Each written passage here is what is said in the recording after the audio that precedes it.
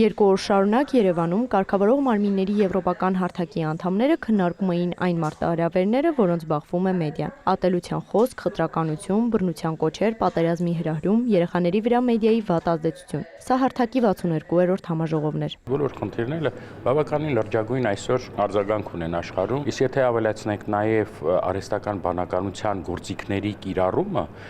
որը բացի դրական հնարավորություններից բավականին մեծ սպառնալիքներ է իր մեջ պարունակում,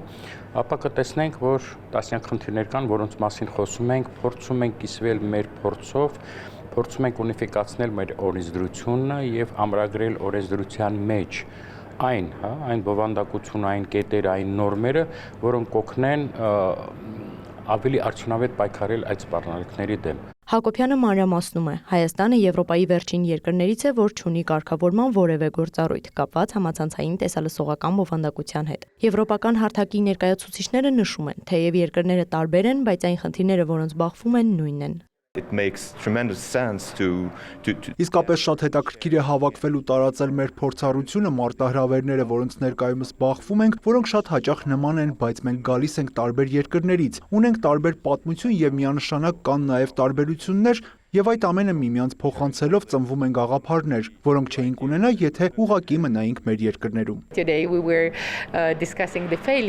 Այսօր քննարկում ենք նաեւ մեր ձախողումները ու սովորում մեկս մյուսից, գիտենք, որ խելացի մարդիկ սովորում են ուրիշի սխալներից եւ շատ լավ է, որ մենք կիսվում ենք այդ սխալներով։ Համաժողովին մասնակցելու համար Հայաստան էր եկել նաև թուրքական պատվիրակությունը։ Հեռուստատեսության եւ ռադիոյի հանձնաժողովի նախագահը ընդգծում է. նրանց հետ գործակցությունը կարևոր է ոչ միայն խաղաղության պահպանման, այլև Թուրքիայի կարգավորող մարմնի վերահսկողության ներքո գտնվող հայկական բովանդակություն ստեղծող հարթակների համար։ Ֆանտաստիկ լավ տպավորություն ունեն Հայաստանից, ակտիվ մասնակցում են գործունեությանը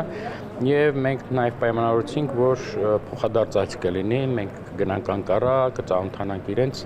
աշխատանքային սկզբունքների հետ եւ կսկսենք կամուրջներ կառուցել թուրքական մեր գոլեգաների հետ։ Հայաստանում այս համաժողովը երկրորդ անգամ է անցկացվում, նախորդը 2016-ին էր, թե որտեղ պետք է անցկացվի այն, որոշում է հենց կարգավորող մարմինների եվրոպական հարթակը, հայտերի հիման վրա։ Հայաստանն այս հարթակի անդամ է 2010 թվականից։ Էմմա Վարդանյան, Ռաֆիկ Սողոմոնյան, լուրեր։